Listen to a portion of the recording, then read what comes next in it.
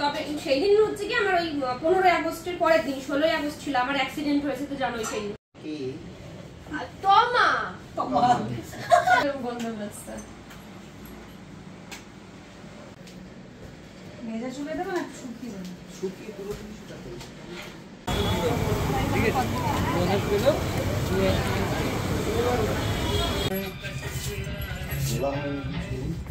আমি না একটা শার্ট পছন্দ করে গেছিলাম ওকে বলা হয়েছিল যদি আসে সাইজ তো জানানো হবে না হোয়াইটের উপরে স্ট্রাইপ দাও গুড মর্নিং এভরিওয়ান কেমন আছো সবাই আশা করছি সবাই খুব ভালো আছো আমিও ভালো আছি সকালবেলা এখন বাজে হচ্ছে ঘড়িতে ঠিক 9:10 আমি হয়ে গেছি হচ্ছে রেডি হাফ রেডি মানে আমার কাজল পরা মানে আমি পুরো হাফ রেডি হয়ে যাওয়া তো আজকে যাচ্ছি হচ্ছে হেয়ার ট্রিটমেন্ট নেব সৌরভদার কাছ থেকে একটু লেট হয়ে গেল এই বছরটা কেন কি আমি একটু লেট করেই যেতে চাইছিলাম তো যাই হোক যাবো আজকে ও একটা কি নতুন ট্রিটমেন্ট দেবে আমার চুলটা ভীষণ ড্যামেজ হয়ে গেছে তোমরা তো জানো যে আমার চুলের উপর দিয়ে কত টর্চার হয় তো যাই হোক এখন রেডি হব ফুল রেডি হব আমি আর তমালিকা যাচ্ছি আর ওই দিক থেকে পায়েল আসছে পায়েলকে হয়তো তোমরা অনেকেই চিনবে আবার অনেকে হয়তো চিনবে না ওর সঙ্গে আমার সোশ্যাল মিডিয়ার থ্রু দিয়েই আলাপ তো যাই হোক খুব মিষ্টি খুব ভালো একটা মেয়ে আমার খুব কাছের তো ও আসবে ও চুলে কিছু একটা করাবে মেবি আমাকে বললো আর তমালিকা একটু হেয়ার কাটিং করবে আর আমি ট্রিটমেন্ট নেব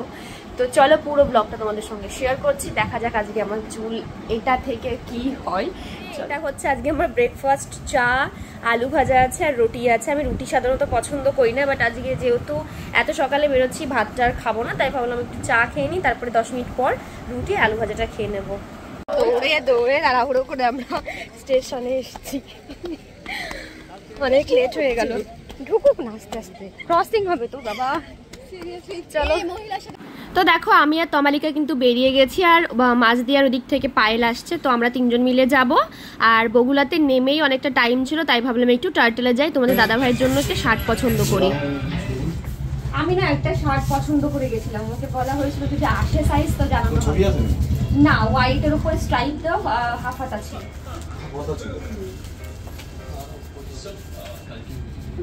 তো যাই হোক ওখান থেকে শার্ট নিয়েছিলাম আর অফার ছিল তো যাই হোক দুটো নিয়েছিলাম আমি আর তারপর সৌরভদার পার্লারে চলে এসছে দেখো আর বলছে কি তুই খেয়ে এসছিস আমাকে জিজ্ঞেস করেছে আমি বললাম না খেয়ে আসিনি তারপরে সৌরভদা আমাকে আবার খেতে দিল ওই যে অনেক কিছু ছিল মেনুতে চিকেন ছিল তারপরে শাপলার বড়া ছিল তারপরে কলমি শাক ছিল তারপরে ছানা জিলিপি ছিল অনেক কিছু ছিল তো সৌরভদা আমাকে একদম পরিপাটি করে গুছিয়ে খেতে দিয়েছে খেয়েটে তারপরে যে চুলে শ্যাম্পু করে এখন এই যে আমাকে বসিয়ে দেওয়া হয়েছে আমার ট্রিটমেন্টের জন্য এবার বলি আমি কি ট্রিটমেন্ট করাচ্ছি এটা হচ্ছে একটা ব্রাজিলিয়ান ট্রিটমেন্ট ন্যানোপ্লাস্টিয়া এই ট্রিটমেন্টটার নাম আসলে যাদের চুলে বেশ কয়েকবার এইরকম স্ট্রেটনিং বা স্মুথনিং করি একদম চুল শেষ হয়ে গেছে যাদের চুল প্রচুর ড্যামেজ বা এরকম হয় আমরা অনেক সময় পার্লারে কম অফার দেখেই পুজোর সময় চুলে স্ট্রেটনিং বা স্মুথনিং করিয়ে চুলটা একদম বাজে হয়ে যায় তো সেটাকে রিপেয়ারিং করার জন্য মানে চুলের যাদের একদম শেষ চুল যাদের চুলটাকে বাঁচাতে চাইছো তারা এই ট্রিটমেন্টটা অবশ্যই নিও ভীষণ ভালো ট্রিটমেন্ট আমি তো মানে কি বলবো মানে যত ট্রিটমেন্ট নিয়েছি এটা আমার কাছে সবথেকে বেস্ট লেগেছে মানে সত্যি আর টাইমটাও অল্প লেগেছে আর এটাতে 3 দিন পরে স্পা করার কোনো ব্যাপার নেই চুলটা যে বেঁধে রাখতে হবে ছেড়ে রাখতে হবে 3 দিন এরমও কোনো ব্যাপার নেই খুব ভালো ট্রিটমেন্ট এবং আমার মানে ট্রিটমেন্ট অনুযায়ী প্রাইসটা অনেক রিজনেবল লেগেছে তোমরা চাইলে অবশ্যই সৌরভদার থেকে করাতে পারো পুজোর সময় এছাড়াও কিন্তু এই ট্রিটমেন্ট ছাড়াও তোমরা যারা চাইছো যে স্ট্রেটনিং করাবো বা স্মুথনিং করাবো বা ফেসিয়াল হাইড্রা ফেসিয়াল মানে যা কিছু হেয়ার কাটিং স্পা সমস্ত কিছু এছাড়াও পুজোর সময় আমি তো জানো তোমরা প্রত্যেক দিন সৌরভদার কাছ থেকে একটা করে লুক নিয়ে যাই তো সেই বিষয়ে সৌরভদার সাথে কথা বলছিলাম আর আমি স্ক্রিনে সৌরভদার নাম্বার দিয়ে দেবো অবশ্যই তোমরা এই ট্রিটমেন্টটা করিও যাদের চুল একদম শেষ হয়ে গেছে চুলটাকে বাঁচাতে চাইলে প্লিজ এই ট্রিটমেন্টটা তোমরা করাও সিরিয়াসলি বলছি আমি নিজে করিয়ে বুঝেছি যে কতটা ভালো ট্রিটমেন্ট মানে সত্যি ভীষণ ভালো সত্যি খুবই ভালো মানে আমি ভাষায় প্রকাশ করতে পারবো না যেন চুলটা এত সুন্দর হয়ে গেছে তোমাদেরকে লাস্টে তো দেখাবোই তোমরা দেখলেই বুঝতে পারবে আর টাইমটাও অল্প মানে অত কিছু করারও দরকার নেই মানে অনেক সময় কি হয় আমরা স্মুথনিং করলে বা অন্য ট্রিটমেন্টের ক্ষেত্রে কি হয় ক্রিম লাগিয়ে 2 ঘন্টা বসে থাকো আবার ধোও আবার একটা ক্রিম অ্যাপ্লাই করাও আবার চুলটা স্ট্রেটনার দিয়ে টানো মানে এইরকম অনেক ব্যাপার থাকে কিন্তু এটাতে অত শত কোনো ব্যাপার নেই খুব অল্প সময়ের মধ্যে হয়ে যায় তো দেখো আমার কিন্তু পুরো ট্রিটমেন্টটা কমপ্লিট, আর আমার প্রচুর বেবি হেয়ার হয়েছে যার জন্য চুলটা ওপর দিকে এরকম উঠে উঠে রয়েছে, মানে ছোট ছোট চুলগুলো আর কি, মানে প্রচুর চুলের মধ্যে বেবি হেয়ার হয়েছে আমার আর কি।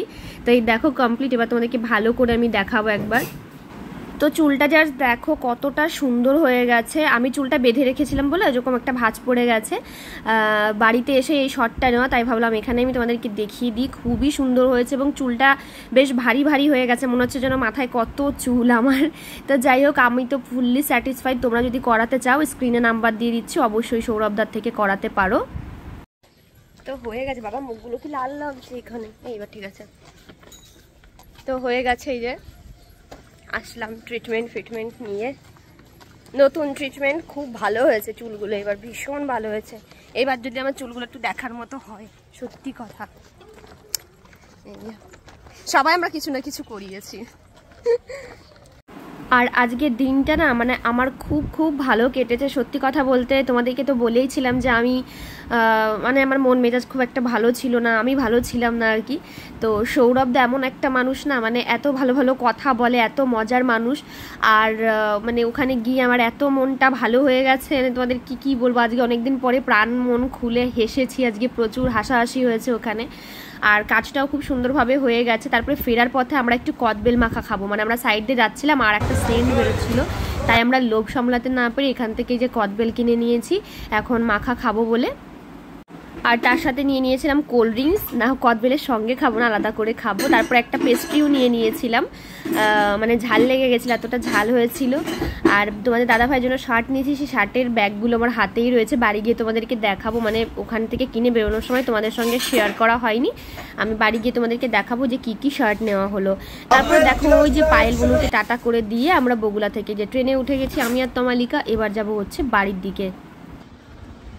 তো গুড মর্নিং সবাইকে। এটা হচ্ছে পরের দিন সকালবেলা। দেখো চুলটা আমি বেঁধেই রয়েছি, এটাতে বাঁধলে বা এরকম কোনো সমস্যা নেই। আজকে শ্যাম্পু করে ফেলতে পারবো, মানে কালকে করিয়েছি, আজকে আমি শ্যাম্পু করতে পারবো, কোনো সেটাতে প্রবলেম হবে না। তো আজকে শ্যাম্পু করবো না, আমি কালকে করব, কেন কি পিরিয়ডস চলছে, ভাবলাম এটা ঠিক হয়ে গেলে একেবারেই শ্যাম্পু করে নেবো কালকে, এই হচ্ছে ব্যাপার। আর যে ব্যাপারটা সেটা হচ্ছে যে আমি স্কিনের ডক্টর দেখিয়েছি। যেদিন কৃষ্ণনগর গেলাম বাচ্চাদের জামা কাপড় কিনতে, বৃহস্পতিবার ছিল, তো ডক্টর বৃহস্পতিবারের দিনই বসে নাক ফার্মেসিতে, তো ওনাকে দেখিয়ে এসছি, খুব ভালো রেজাল্ট পেয়েছি। আরও ভালো রেজাল্ট পেতাম, কেন কি তোমরা তো জানোই মাঝে একটু সমস্যার মধ্যে ছিলাম। আর দেখবে কি মন মেজাজ ভালো না থাকলে তোমার স্কিনও গ্লো করে না। এটা কে কতটা মানো না মানো আমি জানি না, বাট আমি ভীষণভাবে মানি। মন মেজাজ মানে সব থেকে নিজেকে সুন্দর রাখার উপায় হচ্ছে তোমার মন ভালো থাকতে হবে। তো সেটা ভালো ছিল না, যার জন্য মানে কোনো রেজাল্টও পাচ্ছিল না। বেশ কিছুদিন ইউজ করার পর মনে হচ্ছে না এখন মানে একটু ঠিকঠাক লাগছে। তো ওরা একটু জানিয়ে কোনো পরিবর্তন দেখতে পাচ্ছ কি না। তো যাই হোক, এমনি আমার স্কিনে এখন কোনো সমস্যা নেই, বাট এমনি আমি চেক আপে থাকি। মানে এটা ওটা লাগানোর থেকে বেটার আমার মনে হয় কোনো ডক্টর দেখিয়ে ওনার সাজেশন অনুযায়ী কিছু ইউজ করা ভালো।